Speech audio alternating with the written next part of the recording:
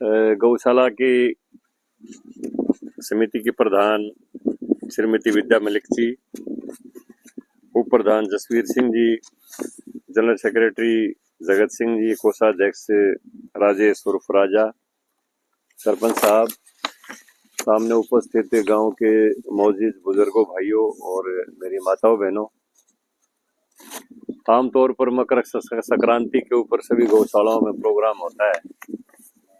जैसा बताया भाई साहब ने, 4-5 गौशालाओं में कल जाना है। शाम की 7:15 की मेरी बाहर की फ्लाइट है, तो कम से कम 5 बजे वहां पे पहुंचना पड़ेगा।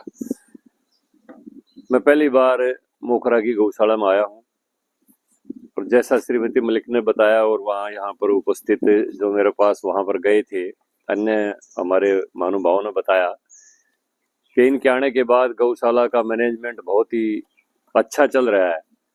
और जैसा बहन जी ने बताया कि हमने कई लाख का तो घी बेचा है और कई लाख का दूध भी बेचा है। और उसके साथ साथ जब मैंने जिक्र किया भाई गोबर का क्या करते हैं, तो उनका गोबर के उपले भी बेचते हैं और आगे उसका जैविक खाद बनाने की भी योजना है।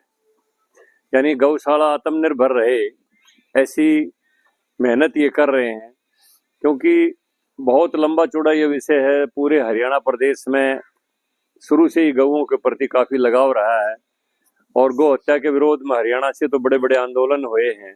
काफी लोगों ने अपने जान की आहुतियां भी दी हैं गौओं को बचाने के लिए। यहाँ तो एक हत्था था कुंडली में, चौधरी बंसीलाल बताया करते, वो भी काफी बड़े आर्य समाजी थे चौधरी बंसीलाल भी। जब वो आए, जो पहली बार चीफ मिनिस्टर बने 1968 में, तो बताया करते, मैं उनका बड़ा नजदीक रहा। बोला मेरे पास आए गौशालाओं के समितियों के प्रधान और गौ भगत के चौधरी साहब, आप आर्य समाजी व्यक्ति हो, हरियाणा जैसे प्रदेश में ऋषि दयानंद की सबसे बड़ी जो शिक्षाओं की जो भूमिका है वो हरियाणा प्रदेश में है। हालांकि ऋषि दयानंद गुजरात में पैदा हुए, मुंबई में आर्य समाज की नींव रखी गई, लेकिन हरियाणा के लोगों ने उनकी शिक्षाओं को माना। और मुझे ये कहने में भी कोई हिचक नहीं है कि पर्टिकुलरली विशेष तौर पर जाट समाज ने स्वामी दयानंद की शिक्षाओं को माना, विशेष तौर के ऊपर। तमाम जितनी रूढ़िवादी प्रथाएं थी उसको जाट समाज ने तोड़ा, विधवा विवाह भी शुरू किया, अन्य जो पाखंड थे उनसे भी दूर हुए। और ये हमारे प्रदेश की विशेषता रही कि यहाँ पर स्वामी दयानंद की शिक्षाओं को काफी अच्छे स्तर के ऊपर लागू किया गया। पहले तो गांव गांव में वेद सप्ताह मनाए जाते थे। मेरे खरकड़ा गांव में भी वेद सप्ताह मनाया जाता था। ये मदीना में भी अपने वेद पाठशाला, आर्य पाठशाला थी, यहाँ भी वेद सप्ताह मनाए जाते थे और मोखरा में भी मनाए जाते थे। लेकिन अब तो क्या कहें, मेरे गांव में कम से कम भी 20 जगह के ऊपर मीट बिकता होगा और शाम को कोई घर नहीं बचता जहां से वहां जाके लोग शराब का और मीट का इस्तेमाल करते हैं। काफी गिरावट आ गई समाज में। पहले तो बहुत लुक छिप के एक आधा आदमी कोई पी लेते था और मीट का तो कोई काम ही नहीं था अपने हरियाणा प्रदेश में, लेकिन अब ये आम बात होगी। तो हमें जितना नजदीक जाएंगे स्वामी दयानंद की शिक्षाओं के, उतना ही समाज सुखी रहेगा, उतना ही समाज स्वस्थ रहेगा। तो मैं समिति को बधाई देता हूँ, धन्यवाद देता हूँ कि गौशाला को बहुत अच्छी तरह से ये यहाँ पर इसका नियंत्रण, इसका मैनेजमेंट कर रहे हैं। और गौ सेवा सबसे बड़ी सेवा है। विज्ञान भी कहता है कि गौ तो जितना सांस लेती है वो भी वायुमंडल को शुद्ध करती है। और मेरा 2-3 तो एक्सपीरियंस मेरे ऐसे हैं। मैं भी गाय रखता हूँ। तो एक दिन रात को मेरे सिर में दर्द था और मैं सुबह तक शाम को गोली भी ले ली, आधी रात को दोबारा भी ले ली, सिर दर्द ठीक नहीं हुआ। तो 4 बजे मैं उठ के मगा चल, मेरी आदत है, मैं अब भी खुर्रा अपना खुद फेरता हूँ सुबह उठ के गाय को। तो मैंने सोचा भाई नींद तो आ नहीं रही, सिर में दर्द है, चल थोड़ा सा गाय की सेवा करूं।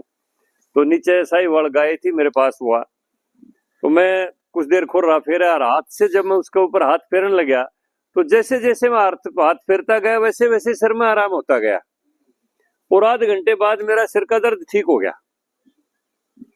तो अगले दिन मेरे पड़ोस से एक बुढ़िया आ गई, कहने लगी बेटा मेडिकल में कोई जान पहचान है? मैं कहा ताई बतेरी है, बता। बोला बेटा हमारा जिले की बहू का सिर का दर्द नहीं जानता, पता नहीं सारण कितनी दवाई दिवा ली। मैं कहा ताई उसने हमारा भेज दे, अरे डॉक्टर आ रहा है। तो अब बहू आई थोड़ी देर में घूंघट करी खड़ी, मगर कौन है बोला या जल्दी की बहू आई है नु का हरता उन्होंने कहा था डॉक्टर आ रहा है सिर का, मगर दे वो खड़ा कुत्ते का बंद रहा थोड़ी देर हाथ फेर, तो उसने हाथ फेरा उसका सिर का दर्द ठीक हो गया, जबकि पाछा तो मैंने गणा का सर का दर्द ठीक करा मतलब तुमने भी पता हो गया होगा ही, मतलब देसी गाय के आध घंटा हाथ फेर लो रोजाना, जिंदगी में सर का दर्द नहीं होगा फिर। तो इतना बढ़िया डॉक्टर है ये। और मैं, मेरे पिताजी को भी बाव आया करता, गठिया बाव की शिकायत थी, तो वो जेनेटिक रूप से मेरे अंदर भी आ गया। बचपन से मेरा बहुत बाव आया करता, कदे यो अंगूठा सूज गया, कदे आड़त है, कदे खवे पर तो चीज लगन लग गई। तो मैं एक दिन एक पत्रिका पढ़ रहा था, मैं कल बहन जी को बता भी रहा था, गाय के दूध का, भैंस के दूध का, बकरी के दूध का, इनका विश्लेषण दे रखा था पत्रिका में, और ये लिख रखा था भैंस का दूध इंसान के शरीर के लायक नहीं है। तो मैं बहुत बढ़िया जोटी रखा करता, उसी दिन मैंने उसको बेच दिया और मैं 2 गाय ले आया। और मैं ना मैं थोड़ा सा यौनमन हो जाता इसमें, तो अगर एक घूंट लस्सी की पी लेंदा तो सारा शरीर जुड़ जाता। अब मैं लस्सी भी छक्के पीऊ हूँ, दही भी खूब खाता हूँ, मैंने 40 साल हो गए, मैंने भैंस का दूध नहीं पिया है, मेरा बाप बिल्कुल खत्म हो गया, मेरा कोई बात नहीं आता, इतना गठिया भाव था मेरा। तो गाय अपने आप, भैंस का तो वो बा का घर है भैंस, तो आदि तो मैसा ने तो बोला भाई उठ का सर लिया को फूक के दे दो, इतनी उठनी है कर मर लिया मैसा का बात दूर करने खातर। तो भैंस तो बा का घर है, तो गऊ अपने आप में ही डॉक्टर है। जिस घर में कहते हैं गऊ होती है वहां कोई वास्तु दोष नहीं लगता, जहां गऊ बन रही हो वहां पर। तो बहुत चीजें ऐसी हैं, गाय का खुर जहां पर टिक के जाएगा वहां भी जमीन पवित्र हो जाएगी। पहले बहुत सी साइंटिफिक चीजें हैं, हमें उन चीजों का पता नहीं है, लेकिन अब साइंस की कसौटी के ऊपर जैसे जैसे हम पढ़ते हैं कई चीजों का पता चला। पहले हमारे अगर शरीर में भड़कन हो जाती और पां दुखन लग जाते तो हम कहते माँ पां दुखे हैं, बोला बेटा कितने कितने गधा लोट में गले कट रहा है। तो इसका एक बहुत साइंटिफिक कारण है, क्योंकि गधा और खच्चर ये नाते नहीं है, ये जमीन से अपनी ताकत लेते हैं, और जब थक जाते हैं तो जमीन के ऊपर लोट लगाते हैं। तो जमीन के ऊपर जितनी लोट लगाओगे वहां पर जमीन से ये इतनी ताकत खींच लेते हैं, वो जमीन खाली हो जाती है। और उस जमीन के ऊपर अचानक अगर किसी आदमी का पांव टिकेगा तो जमीन उस आदमी के में ताकत खींच लेगी, उसके पांव भड़केंगे। और उस जमीन के ऊपर अगर गधा लोट के बाद गऊ गुजर जाएगी तो जमीन की वहीं पर बैलेंस कर देगी, फिर आदमी को जमीन नुकसान नहीं पहुंचाएगी। ये साइंटिफिक है, वैज्ञानिक है बिल्कुल। तो ये ऐसी चीजें हैं जो हम लोगों को पता नहीं है, लेकिन हमारे बुजुर्गों को ज्यादा पता था इन सारी चीजों का। तो बहुत अच्छी बात है। और मैं पहली बार इस गौशाला में आया हूँ, और जैसे पानी का टैंक बताया और 4 दुआरे का, मुझे ये नहीं एस्टिमेट कितना पैसा लगेगा, लेकिन मैं मेरे सांसद कोटे से 11 लाख रुपये गौशाला को दे रहा हूँ। जितना लगेगा उतना उसमें जो बना अपना बना लियो।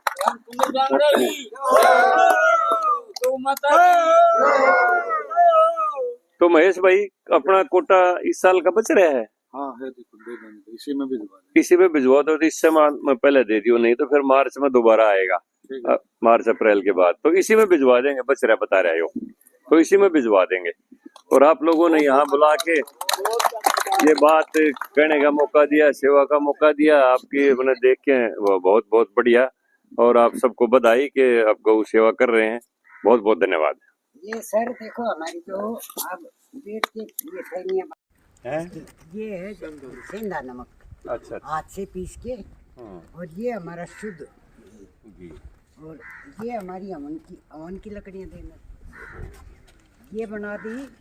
इस पर घी डालेंगे और सारे घर में पीपल की लकड़ी, डाक की लकड़ी, गिरह दोष निवारण के लिए अलग अलग गिरह के लिए अलग अलग लकड़ियाँ हैं। इन पर माताएं, मैंने मंत्र तो जानती नहीं, शाम को या सुबह घी डाल के सारे घर में घुमाएंगे तो जरूरी है कि खुशबू से वातावरण सही होगा। इतनी देर तो गांव में बीमारी आ जाती, धुमनी दे दिया करते, ये तैयार किए सर हमने, ये बेचेंगे। मेरे घर में रोजाना हवन होता है जी। अब ये आपको हम दे रहे हैं गिफ्ट के रूप में, ये आप लेके जाएंगे। इतना सौदा। हाँ, घना नहीं है यो ना गाना के पूरा परिवार है आपका डाले हुए बढ़िया है गीत हो